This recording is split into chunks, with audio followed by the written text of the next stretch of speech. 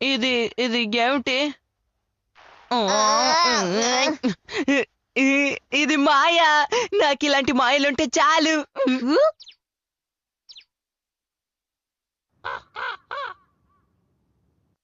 మాయలు లేవు, గీలు లేవు.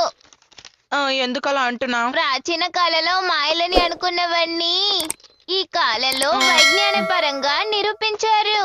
మాయలన్నీ మూఢనమ్మకాలే. మళ్ళీ యథాస్థానానికి వెళ్ళండి.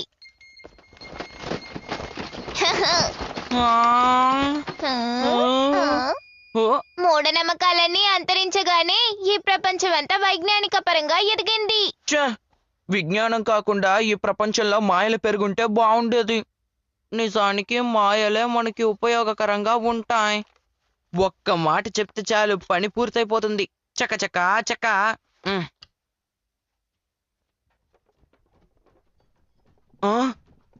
ఏంటివి?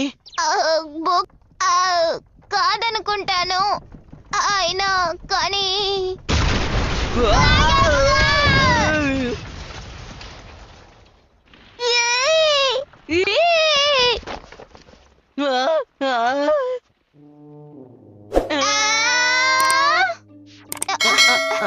ఏమిటిది? ఇది నేనే. ఆకాశం నుంచా? నోబితా, ఏం చేస్తున్నావు? వచ్చేస్తున్నారు. ఏదో పగిలిపోయిన శబ్దం వినిపించింది. అరే నా రూమ్ అంతా చింద్రవందరగా ఉందే. అసలు ఇద్దరు లోపల ఏం వెలగ పెడుతున్నారు? ఇప్పుడే కదా నా గదంతా శుభ్రం చేశాను. నోబితా, అరే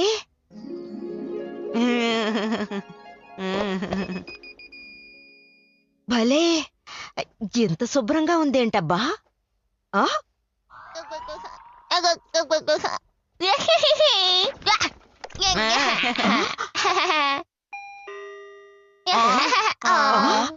ఓ పెద్ద సమస్య.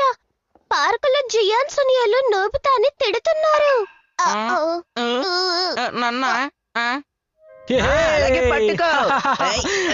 చేతికి దొరికావా? చూసారా? అరే అది నా శిల్పం.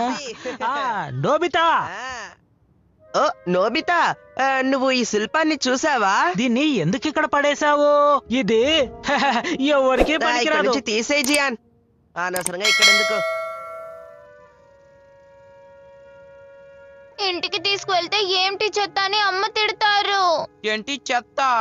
ఇది నా శిల్పం.